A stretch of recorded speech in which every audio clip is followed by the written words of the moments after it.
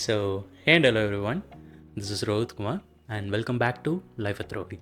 So in the video, it's going to be a very short and crisp video on what to expect with the Nifty 50 for the next week. Because next week, இந்தியாவோட primal elections அதோட results வந்து June 4th அன்றைக்கி வந்து வெளியே வருது. So கண்டிப்பாக Nifty 50 will have a short term impact due to the elections. Let me put a disclaimer out to you. This video is not sponsored by anyone and this video is just for a personal learning basis. And I'm not a financial advisor, so I'll not be accountable for any of the losses or profits which you make with the learnings of this video. என்னடி சொல்ற? நீ என்ன சொல்ற? என்னடி சொல்ற? So what can you expect from the Nifty 50 next week அப்படிங்கிற மாதிரி பார்த்தீங்கன்னா வெறும் 3 கேஸ் சினாரியோஸ் தான் இருக்குது. Number 1, the ruling party right now, that is BJP gets a majority and அவங்க வந்து ஒரு நெக்ஸ்ட் கவர்மெண்ட் வந்து ஃபுல்லாக ஃபார்ம் பண்ணுறது. the second option, the opposition party, அதாவது காங்கிரஸ், அதாவது the India alliance you call it. So அவங்க வந்து coming into power. the third case is a rarest scenario but it has happened in India இதுக்கு முன்னாடி. It's called an hung parliament where there is no majority party which gets the maximum number of seats to form a government. So these are the 3 case scenarios and ஒரு இதுக்கும் எப்படி affect ஆகும் அப்படிங்கிறது பார்ப்போம். First one, when BJP comes to power, the Nifty 50 for the short term period கண்டிப்பாக will soar up. Because இதுக்கு முன்னாடி இருந்த 10 வருஷம் என்னென்ன பாலிசிஸ் மேக் பண்ணியிருக்காங்களோ, என்னென்ன ரிஃபார்ம்ஸ் மேக் பண்ணியிருக்காங்களோ, it is all gonna get better தான். So this will for sure make the markets to go up for the first short period of time for sure. So the second case scenario is, what if opposition comes to power? That is the Congress or India alliance. If they come to power now, there will be an inch down on the market because of the fact BJP பண்ணி வச்ச பாலிசிஸில் there might be changes which Congress or the India alliance might bring in. So இதனால many businesses and how the businesses do things அப்படிங்கிறதுல வந்து changes தேவைப்படும். And அதனால் வந்து there will be companies which go under loss making and also there will be new companies shooting up and everything. So இது வந்து ஒரு கொஞ்சம் reconstitute. So the third case is basically hung parliament. So அந்த hung parliamentங்கிற situationல when no majority is taken up, there might be a lot of political actors around India and இது வந்து கண்டிப்பாக is gonna affect the businesses and the policies and எல்லாமே. So reforms எடுத்துகிட்டு வரது கொஞ்சம் கஷ்டமாக இருக்கும் because there will be opposition and everything. அந்த ஒரு மாதிரி ஒரு கிளம்சி என்விரான்மெண்ட் நிகழும். ஸோ இந்த டைமில் for not just the preliminary period, கொஞ்சம் ஒரு டைமே வந்து markets might dipping and it might soar up again because of ஒரு ஸ்டேபிளான ஒரு கவர்மெண்ட் இல்லாத போது these things are out to happen. So these are the basic 3 scenarios of it. But also there is a thing, last வந்து ஒரு 1.5 மாதமா or 2 மாதமாக பார்த்தீங்கன்னா there is a very high anticipation of BJP is gonna come to power and I also expect the same. So they are gonna come up அப்படிங்கிற மாதிரி. But there is a term in investment strategy, it is called buy the rumor, sell the news அப்படிங்கிற மாதிரி. So இது வந்து last வந்து ஒரு 2 monthஸாக நடந்துக்கிட்டு இருக்கிறத தான் நான் பார்க்குறேன். Because last 2 monthஸில் the markets have gone up to an all time high. Nifty has literally reached around 23,000 which is dramatically high. இது பார்த்தீங்கன்னா இந்த கரெக்டான இந்த ஸ்ட்ராட்டஜியை தான் நான் ஃபாலோ பண்ணதுன்னு நினைக்கிறேன். பிகாஸ் இந்த ஸ்ட்ராட்டஜியை பர்சனலாக நான் வந்து ஸ்டாக்ஸ்லேயும் பார்த்துருக்கேன் அண்ட் ரொம்ப ரொம்ப ரொம்ப இந்த specific scenario happens in crypto market. So the investors would be buying the quantities of shares or any commodities in the time when இந்த மாதிரி ஒன்று நடக்க போகுது அப்படிங்கிறத வந்து வச்சுட்டு when that news comes out they just sell it and dip it. அந்த ஒரு மொமெண்ட் நடக்கும் போது every one comes out of it. அதுக்குள்ளார வந்து இந்த கொஞ்சம் சின்ன நூப்ஸ் அவங்கெல்லாம் வந்து போய் மாட்டிப்பாங்க. So this is what by the rumour and sell the newses. இது இப்போ கூட வெரி ரீசெண்டாக கிரிப்டோ மார்க்கெட்டில் ஒன்று நடந்துச்சு. லைக் இப்போ வந்து ஒரு 1 week பேக் வந்து Ethereum's ETF got approved. Ethereum ETF approve ஆனோன்னே ETH will soar up so much அப்படிங்கிற மாதிரி நினச்சிட்டு இருந்தாங்க. பட் வாட் ஹேப்பன் வாஸ், கரெக்டாக அந்த நியூஸ் வரத்துக்கு முன்னாடி just before a day or 2 the Ethereum price shot up so much and then அந்த நியூஸ் வந்தோன்னே லைக் லிட்ரலி வந்தோன்னே they dumped it. So right now I have some data to show you guys, like இது வந்து நான் NSC வெப்சைட்லேருந்து எடுத்து லைட்டாக analyse பண்ணது. How இந்த Nifty 50 index has change just before the election result day and just after the election result day. I have analyzed it for the past 20 or 25 years since Nifty 50 came into picture. Let's look onto it right now. So if you guys see over here, I have pulled this previous day close data and next day close data.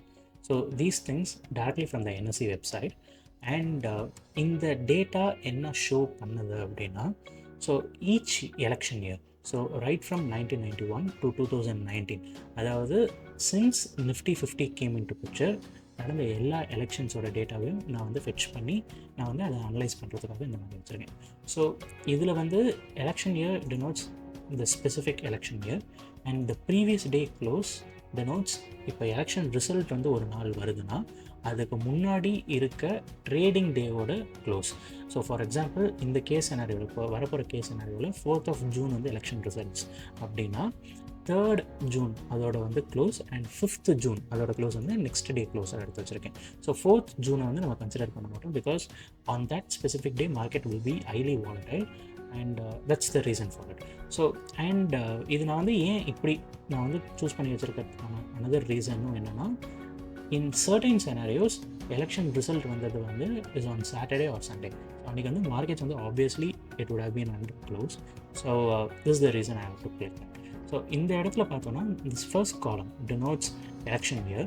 So from 1991 to 2019, and previous day close as I said, and next day close as I said, and this value difference column denotes in the next day closeக்கும் previous day closeக்கும் எவ்வளோ value difference இருக்குன்ட்டு, and this column denotes the percentage change. So இந்த value டிஃப்ரென்ஸோட percentage change எவ்வளோ அப்படிங்கிறது, and this is a very specific column and I have pulled it like whether the government is stable or not. So stable கவர்மெண்ட்டுங்கிறது நான் இங்கே இந்த specific செனாரியோவில் என்ன mean பண்ணுறேன்னா, if Congress is in power and next election நடக்கும்போது if they come in to power அகெயின்னா it is a stable government. If BJP or any other thing comes to power அப்படின்னா it's an unstable government. For example இப்போ 2014 எடுத்துக்கிட்டோம் அப்படின்னா இந்த இடத்துல வந்து அதுக்கு முன்னாடி காங்கிரஸ் இருந்துச்சு and then BJP came to power. So it's not a stable government. அதே 2019 வந்து பிஜேபியே இருந்துச்சு 2014 to 19 and 19 திருப்பியும் பவர் வந்து பிஜேபி இருந்துச்சு. So this is a stable government. So I have built in like it. And இந்த காலம் will make us understand how the policy difference and the government change will affect the Nifty 50 on a shorter period of time. So இங்கே வந்து change across an election எடுத்திருக்கேன். So இது வந்து it's for an different case scenario where நம்ம வந்து we will get to analyze இந்த 5 years பீரியடில் எவ்வளோ நிஃப்டி க்ரோ ஆகிருக்கு அண்ட் வித்தின் த எலெக்ஷன் அப்படிங்கிறது. ஸோ இந்த இதில் பார்த்தோன்னா இப்போ 687.94 denotes the difference between the next day close in 1996 and next day close in 1991. So இந்த ரெண்டுத்தையும் வந்து சப்ட்ராக்ட் பண்ணி எவ்வளோ டிஃப்ரென்ஸ் இருக்குங்கிறது இது பண்ணுறது. அண்ட் பர்சன்டேஜ் சேஞ்ச் இஸ் இந்த 1996ஓட எலெக்ஷனுக்கும் 1991க்கான எலெக்ஷனுக்கும் நடுவில் இருக்கிறது வந்து எவ்வளோ % டிஃப்ரெண்ட் ஆகிருக்கு, எவ்வளோ க்ரோ ஆகிருக்கு Nifty 50. Actually Nifty 50 corresponds directly to the GDP growth of the country and here the period denotes எவ்வளோ நடுவில் வந்து இயர்ஸ் வந்து இருக்குது அப்படிங்கிற மாதிரி அந்த ஒரு எலெக்ஷனுக்கு நடந்திருக்கு. 1991 to 1996 இப்போ வந்து 5 years, 1996 to 1998 வந்து 2 years அப்படிங்கிற அந்த ஒரு டிஃப்ரென்ஸ் வந்து அக்கௌண்ட் பண்ணியிருக்கேன். And this makes us understand average per year change எப்படி இருக்குது அந்த டைமில் அப்படிங்கிற மாதிரி. So and this is a very specific scenario இந்த கடைசி இது மட்டும். ஸோ இது வந்து 28th May 2024, the day before I am recording this video. அப்போ வந்து என்ன க்ளோஸ் ஆகிடுக்கோ அதை வந்து நான் வந்து எடுத்து சும்மா வந்து பூல் பண்ணி வச்சுருக்கேன். ஸோ தட் அதுலேருந்து நம்ம வந்து we can gain some insights அப்படிங்கிற மாதிரி. So let's look on to this data. First of all இந்த எஸ் இருக்கிற இடத்துல வந்து நம்ம எஸ் வந்து கடைசி இந்த நிஃப்டி 50 பிகின் ஆனதுலேருந்து 4 டைம் வந்து ஆட் பண்ணிருக்கு. So S denotes that the government is stable அப்படிங்கிற மாதிரி. ஸோ வந்து each and every stable government அதை வந்து நம்ம பார்த்தோம் அப்படின்னா ஒரு கேஸ் செனாரியோவில் வந்து it has been drop like ஒரு 0.5% வந்து குறைஞ்சிருக்கு.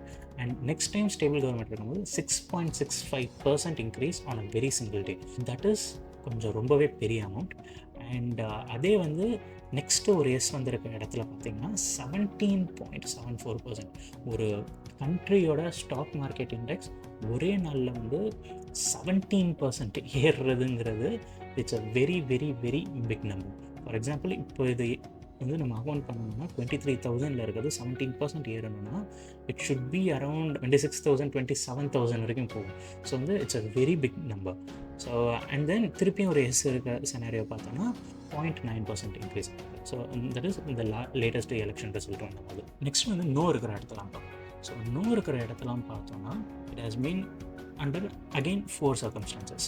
ஸோ இந்த 4 சர்க்கம்ஸ்டான்சஸும் வந்து எப்படி இருக்குங்கிறது பார்த்தோன்னா ஃபர்ஸ்ட் டைம் 1.21% வந்து லைட்டாக இன்க்ரீஸ் ஆகிருக்கு. அண்ட் தென் -0.23 டிப் ஆகிடுக்கு. அண்ட் தென் -7.52% டிப் ஆகிருக்கு. இன்னொரு கேஸில் வந்து ஒரு 1.97%, நியர்லி 2% வந்து இன்க்ரீஸ் ஆகிருக்கு. ஸோ அஸ் ஐ சைட் இந்த நோ வரும்போதெல்லாம் கொஞ்சம் டிப் ஆகிறதுக்கான ரீசன் கொஞ்சம் இருக்கும் அப்படிங்கிற மாதிரி சொல்லியிருந்தேன். That is because of the fact government change ஆகும்போது இந்த policies and reforms are about to change and will change and பிஸ்னஸஸ்க்கு கொஞ்சம் டஃப்பாக இருக்கும். So these are the reasons இந்த மாதிரி வந்து ஒரு சேஞ்ச் நம்மளுக்கு இருக்குது. அண்ட் இந்த time if BJP comes to power again we will see for a short term period நல்ல ஒரு growth, and also as I said there is a chance for that specific strategy to unfold, which is buy the rumor and sell the news. அந்த BJP வந்தாலும் அந்த டைமில் வந்து ஒரு செல் நடக்கிறதுக்கான chances வந்து ரொம்ப அதிகமாக இருக்கும். ஸோ நெக்ஸ்ட்டு வந்து change across an election year அப்படிங்கிறது வந்து as I said இதுக்கு முன்னாடி எவ்வளோ இது அப்படிங்கிற ஒரு சேஞ்சை வந்து டினோட் பண்ணுது அப்படின்ட்டு. இந்த இதுலேயே நம்ம வந்து டோட்டலாக பார்த்தோம்னா இந்த பீரியட் ஆஃப் 1996 அண்ட் இந்த பீரியட் ஆஃப் 2009, ஸோ இந்த ரெண்டுத்துலேயுமே வந்து பார்த்தோம்னா நம்ம Indian stock market index has grown enormously. So 170.88% and 173.20%ங்கிறது it's a very big number. It also corresponds to the GDP growth of India. கண்ட்ரியோட growth actually denotes and actually corresponds to the growth of stock market indexes of that specific country. The average change per year வந்து first in the 1996 and 1998 and 2004 இந்த மூணு இதுலேயுமே வந்து ஒரு average சேஞ்சுங்கிறது more than 30% இருக்குது, which is phenomenal according to stock market times. ஃபைனலாக இப்போ 28th May அதோடது பார்த்தோம்னா அன்றைக்கி வந்து க்ளோஸ் ஆகிருந்தது வந்து 22,888.15 அப்படிங்கிற ஒரு வேல்யூவோட நிஃப்டி 50யோட இண்டெக்ஸ் வந்து க்ளோஸ் ஆகிருந்துச்சு. ஸோ அக்ராஸ் எலெக்ஷன் இந்த சேஞ்ச் என்ன டினோட் பண்ணுதுன்னா இந்த difference between 28th May and 2019ஓட நெக்ஸ்ட் டே க்ளோஸ். ஸோ இந்த வேல்யூ வந்து is 11,044.05, which is nearly double the amount of 2019, which is 93.25. This shows கடைசி வந்து இந்த 5 yearsல stock market has grown in a very very good rate and average of 18.65% அப்படிங்கிறது. So 18.65% is a very good yield, and I think இந்த கடைசியாக வந்து கொஞ்சம் வருஷங்களில் வந்து இன்வெஸ்ட் பண்ண ஆரம்பிச்சதுனாலே we could have seen a very huge compounding of our money. I will give a link of this specific Excel sheet down to you below. So in case உங்களுக்கு வந்து தேவைப்பட்டுச்சு and இதை வச்சு நீங்கள் வேறு ஏதாவது அனலைஸ் பண்ணணும் அப்படிங்கிற மாதிரி நீங்கள் யோசிச்சிங்கன்னா you can always take in that data and do it. That's it for the video, guys. I hope you got some insights, some valuable insights from this video, and I want you guys to say me இந்த மாதிரி ஏதாவது ஒன்று பேசுகிறோம் so that like I'll be able to understand what you guys prefer and what I can talk அப்படிங்கிறது எனக்கு வந்து நல்லாவே புரியும். So thank you so much for watching, and I think இந்த வீடியோலேயே வந்து சில பேருக்கு வந்து what Nifty 50 is or else what Ethereum ETF is அப்படிங்கிறது வந்து தெரியாமல் கொஞ்சம் புரியாமல் இருந்திருக்கும். So it's not a very big deal. இந்த near future or else next வீடியோவே I make up with what Ethereum ETF is and how that specific thing is a very big impact for Ethereum and also as well as for the whole crypto market in general அப்படிங்கிறத பற்றி பார்ப்போம். That's it. Thank you. Bye. எந்த ஒரு Investments high-am. Plan பண்ணாம பண்ணா இப்படித்தான். Plan பண்ணி பண்ணணும். ஓகே.